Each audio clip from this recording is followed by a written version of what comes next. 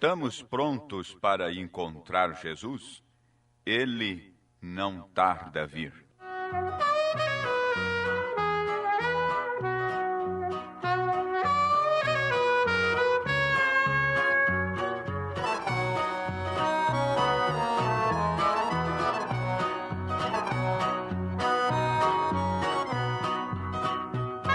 Estamos prontos para encontrar Jesus, descer do céu virá.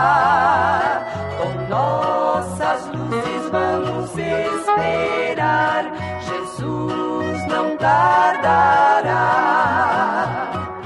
Cantarei hosana sem cessar, na presença do Senhor Jesus. Breve ele do céu descerá, em gloriosa luz. Jesus interrogou a seus discípulos, dizendo: Quem dizem os homens ser o Filho do Homem? E eles disseram, uns João Batista, outros Elias, e outros Jeremias ou um dos profetas. Disse-lhes ele: E vós, quem dizeis que eu sou?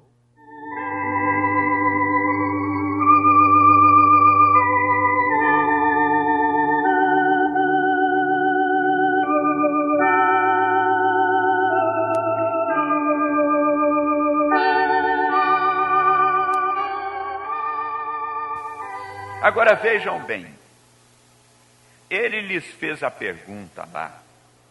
Ele lhes fez a pergunta. Olhem aqui, ele lhes fez a pergunta: Quem dizeis vós que sou? Quem dizeis vós que sou? Bom, ali ele está fazendo a pergunta a quem? A igreja. Quem era a igreja naqueles dias? Seus apóstolos, seus discípulos. Ali está fazendo a pergunta à igreja, seus 12. Dentre os milhões de habitantes daquele dia, ele fez a pergunta a 12, somente à sua igreja. Dos milhões dos dias de Noé, você veja como Deus fez, ele considerou 8, ele considerou 8. Nos dias dele, ele considerou aqueles 12 para perguntar isso.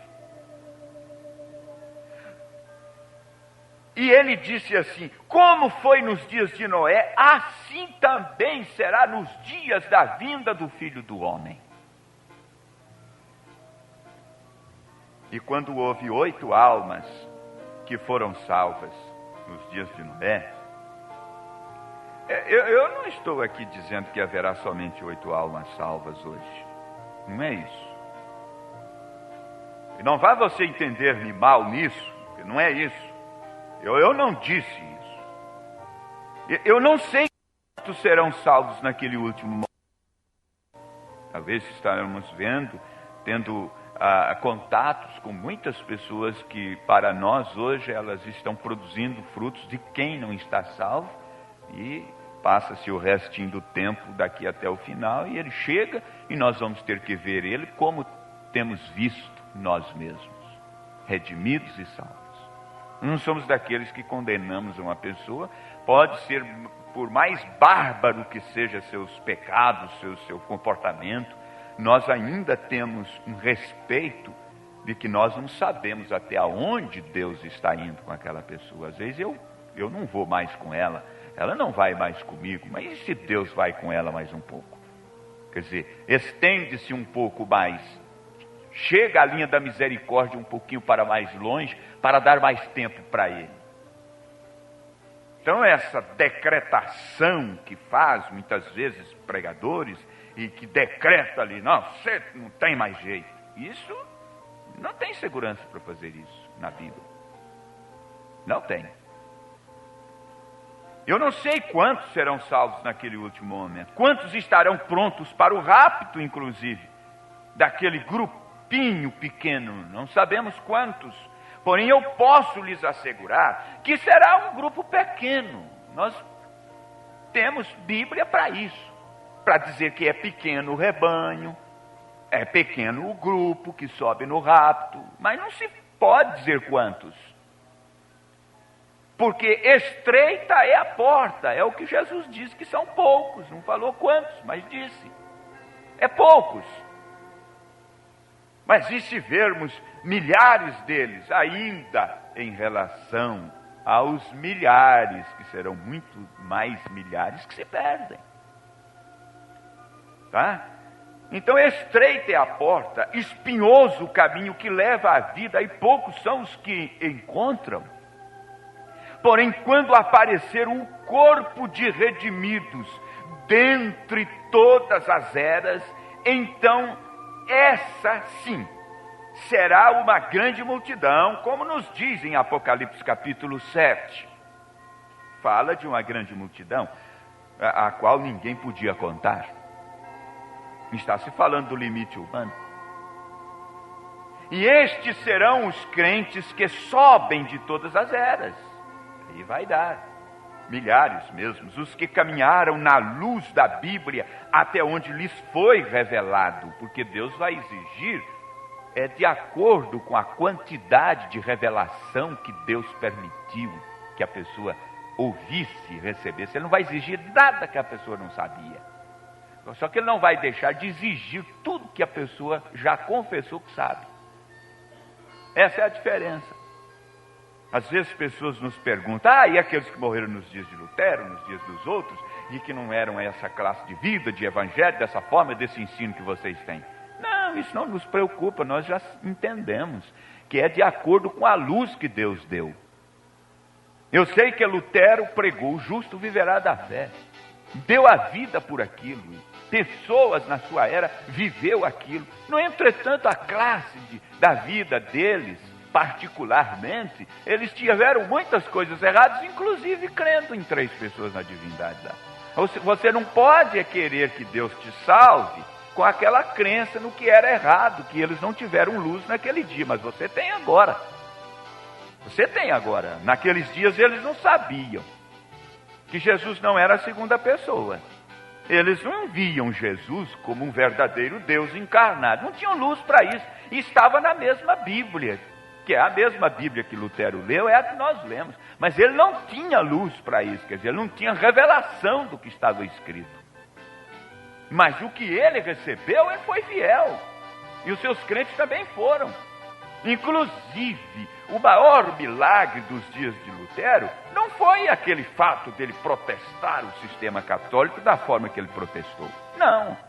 Aquilo não é para nós a grande coisa que Lutero pôde demonstrar ao mundo, resistir o sistema católico. Não. Sabe qual foi?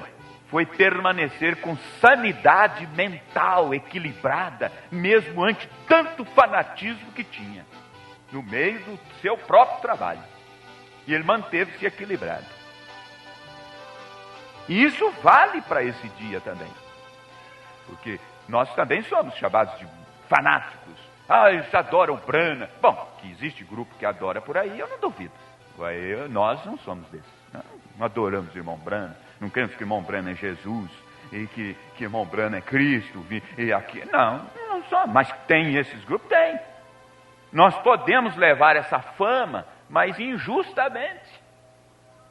Não somos crentes dessa forma, dessa maneira. Mas lá com Lutero, manter o equilíbrio mental diante de tanto fanatismo que surgiu. Essa foi a grande obra equilibrada de Lutero. E agora? Também que chamem-nos do que quiserem, porque chamam disso ou daquilo, e falam, e etc. Nós vamos deixar de crer nessas verdades? Não, venha examinar o nosso espírito. Por isso que eu sempre digo e convido. Venha aos nossos cultos, às escolas dominicais, assente aqui, você não tem compromisso com ninguém, nós não somos de fazer apelo, de insistir, de falar que se você não aceitar aqui, você sai perdido. Não, eu estou fazendo tudo para que você saia daqui salvo. Eu não quero saber se você vai continuar rejeitando ou não. Eu quero que você ouça. Você sabe o que eu quero no fundo mesmo? É que você conheça toda a revelação da verdade divina. E o resto é com você e Deus. É isso que nós estamos fazendo.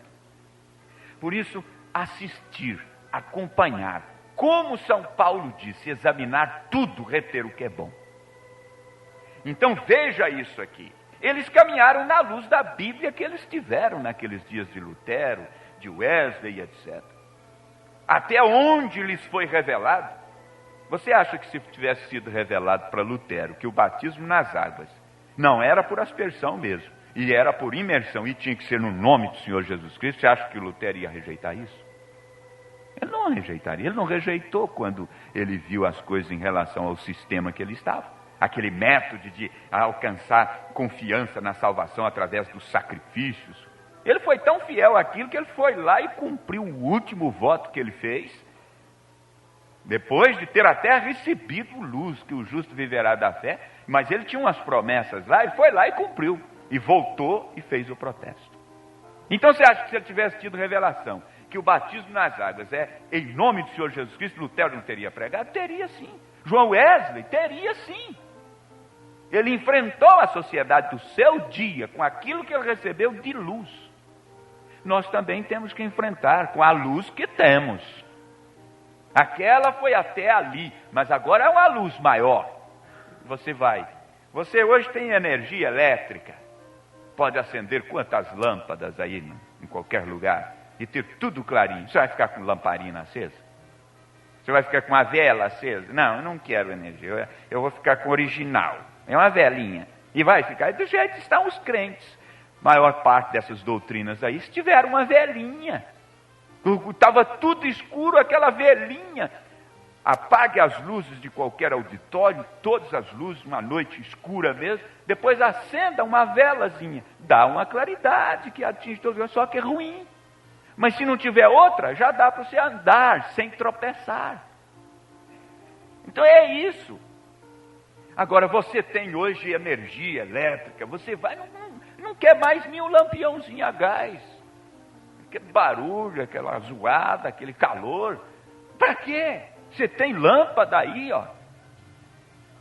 Agora assim também é espiritualmente. Se temos uma luz clareando tudo, a luz do entardecer apareceu, brilhou, agora eu vou ficar aí. Uma velhinha assembleiana, uma velhinha batista, uma velhinha presbiteriana, uma velhinha metodista, uma velhinha luterana, porque o que é? É uma velazinha só. Não, senhor, agora tem uma coluna de fogo. Tem uma coluna de fogo. É melhor do que luz elétrica do sistema das organizações. Eles às vezes falam, não, eles enxergam demais. Não somos culpados de enxergar tanto assim. Não somos culpados de ser águia. A águia enxerga mesmo. É a que mais enxerga das aves, que pode voar mais alto. E não só por causa de sua visão, mas por causa de sua estrutura física. Suas penas e sua estrutura. E ela tem olhos de acordo com a estrutura dela. O falcão já não tem. Parece muito, mas não tem. Enxerga um pouco mais longe que eu, mas se ele tentar ir à altura da águia, ele se espatifa. Então, quando ele foge da sua condição, ele dá uma tremida e fala, opa, estou entrando num terreno que eu não tenho. Aí ele baixa um pouquinho. Aí ele fica todo galudo, bem equilibrado. Mas se ele passa daquela medida, ele balança. É assim que tem muita gente balançando ante essas verdades de Deus. Mas tem aqueles que falam assim, não, quanto mais alto sobe, mais eu quero. Mas eu chego perto, eu vejo, é o que o profeta diz, quanto mais você sobe, mais você vê a coisa embaixo pecaminosa. Você tem que ter estrutura para isso. Mas se você ficar com medo de ver a coisa pecaminosa, então não suba não. Você tem que ter coragem. Por isso essas pessoas que estão assombrando aí porque vê a coisa pecaminosa, se escandaliza, está mostrando, gente, está mostrando. Nós sabemos que Wesley teve mais luz do que Lutero. Claro que sim. E Pentecostes brilhou mais do que Wesley. Os dons, esse movimento. Certamente porque a cada era dava mais luz. Mais luz. Tal como sucedeu com os profetas até que veio Jesus. Você pode observar na Bíblia, desde o Gênesis, as coisas faladas a respeito do Messias, da encarnação de Deus. Um vinha, trazia um pouco mais, outro trazia mais outra coisa a mais, e ia acrescentando, somando, até que deu Jesus Cristo. Aqueles profetas veio vindo, um ligando-se com o outro e sendo mais parecido, mais idêntico, até que um dia, os pastores foram despertados lá no campo com aquele toque da milícia celestial. Hoje, na cidade de Davi, vos nasceu Cristo, o Senhor. Eles disseram, vamos até Belém. E foram, e estava lá. Que é isso? Estava vindo desde o Gênesis, aqueles tipos e sombras, e profetas e patriarcas e tudo, era ele, até que agora é o corpo de Deus, chamado Jesus. Nome precioso, nome sem igual, nome pelo qual se deve batizar. É isso aí.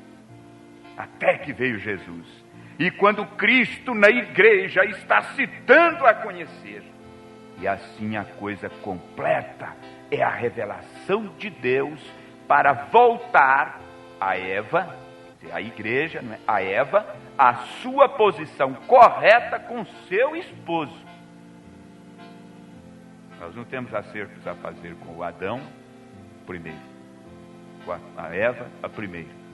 Nós temos um acerto a fazer com o segundo Adão. Tem que se acertar com ele. Deus é o esposo da igreja. A igreja é sua esposa, a sua esposa. Então veja aqui, Pedro, quando foi perguntado, a pergunta que Jesus endereçou a eles, então foi Pedro que recebeu o impulso do Pai de Jesus. Impulso diretamente do Pai de Jesus.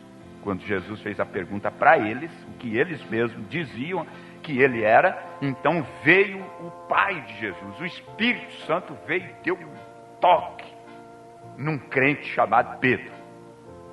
E ele levantou e disse assim, tu és o Cristo, o Filho do Deus vivo. Foi ou não foi revelação? O que ele precisava para dizer era ouvir do Pai de Jesus. Ele falou que ele ouviu do Pai de Jesus. Ele não mente, não. Não, Senhor. Tu és o Cristo, o Filho do Deus vivo. Logo Jesus respondeu, agora chegou a resposta, exatamente do que eu perguntei. E a minha intenção desde o começo era essa, chegar a isso. Ele disse assim, olha, bem-aventurado és Simão, filho de Jonas, porque não te revelou carne nem sangue. Tu não aprendestes isto numa escola, mas meu Pai que está nos céus te tem revelado. Não sei por que a pessoa diz, eu não sei o que é revelação, eu não sei o que esse povo tem com tudo que eles falam, eles têm que falar de revelação, de revelação. O que é isso? Acompanha mais um pouco, venha ler nossas literaturas, venha examinar a Bíblia com essas mensagens, com as referências que você vai. Você tem uma eleição, você tem uma semente aí, você tem fome de Deus. Essa preocupação sua para mim não é traduzida como repúdio, como desprezo. Isso traduz para mim que tem uma coisa dentro de você querendo saber isso. E eu quero te ajudar. Veja aqui, tu não aprendestes isto numa escola, mas meu Pai que está nos céus te tem revelado. Notem bem que ele diz agora, daqui para frente, o que Jesus, depois de dizer de quem Pedro recebeu, Jesus não parou ali. Mas Jesus já deu aquilo que a igreja dele agora, dali por diante, precisava para ser fundamentada. Porque até aqui, Jesus mostrou com a sua pergunta e que estava interessado em saber o que até mesmo seus discípulos pensavam a respeito dele. Mas o propósito não era somente até aí, era de dar a seus discípulos, a sua igreja, um fundamento eterno. Não era só de saber que tu és o Cristo, o Filho do Deus vivo. Mas então Jesus veio, aquela parte dali para frente, o Pai não deu isso através de Pedro. O Pai deu isso através do seu próprio corpo chamado Jesus. Vocês observaram isso? que a revelação completa vem exatamente a parte final, sempre Deus tratou direto. Ele veio com a sua pergunta, jogou para os de fora, ouviu o que eles diziam, falou diretamente a eles. O pai dele veio a Pedro e disse: tu és o Cristo, o Filho do Deus vivo, está tudo bem. Ele disse: não foi carne e sangue que te revelou, mas meu Pai que está no céu. E se ele parasse ali, ficaria faltando-nos algo onde nos firmar. Onde ficaria a revelação para a igreja? Porque ali foi dado que ele veio dali. Mas e para continuar? Onde eles iriam ficar? Aí Jesus falou assim, veja bem, notem bem, Jesus mostrou a isso, falou: não foi carne e sangue, mas meu Pai que está no céu, tu tem revelado. E agora, que suspense nós ficamos. Ele completou e disse: aqui está, sobre esta pedra, que é revelação, quanto a Jesus Cristo, qual é Deus manifestado, sobre esta pedra edificarei minha igreja. Aí está a revelação, é a pedra na qual a igreja de Jesus Cristo está edificada. Não é sobre pedra, porque a palavra Pedro significa pedrinha. Não é também sobre uma rocha que tivesse se referido por estar ali. Não é sobre Jesus, como o protestante vem, está edificado sobre Jesus. Não é isso que Jesus mostrou. Jesus mostrou que a pedra é aquilo que Pedro recebeu, a revelação, e que cada um de nós devemos recebê-la. Ela não está edificada sobre Pai, sobre Filho e Espírito Santo. Não. Ele está edificada sobre a revelação, sobre esta pedra, não sobre Pai, nem Filho e Espírito Santo. Onde Jesus seja a segunda pessoa, não é aí que está edificado, mas sobre esta pedra edificarei minha igreja, e as portas do inferno não prevalecerão contra ela. Portas do inferno para mim abrange tudo enquanto é coisa. Não é simplesmente que as pessoas pensam de demônios vindo, mas qualquer ensino contrário, qualquer doutrina contrária, qualquer sistema de interpretação particular das Escrituras, são coisas que Jesus disse, as portas, são portas do inferno, não pode prevalecer contra a revelação. É isso que você tem que guardar. Não pode prevalecer a revelação de Jesus Cristo.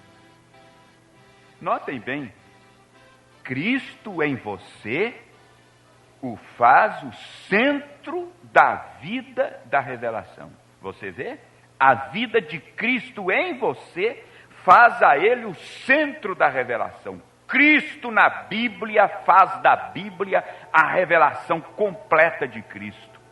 Cristo em você faz de você a revelação completa de tudo que Deus está tratando de fazer.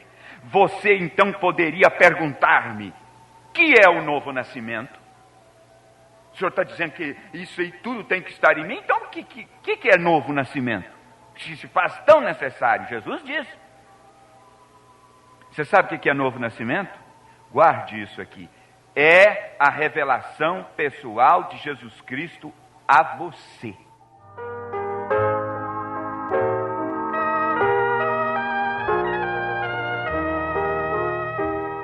Jesus, amoroso e fiel Salvador, tão maravilhoso pra mim. No abrigo da rocha me esconde ao calor e dá-me alegria sem fim. No abrigo da rocha me esconde ao calor, em árida terra de sol.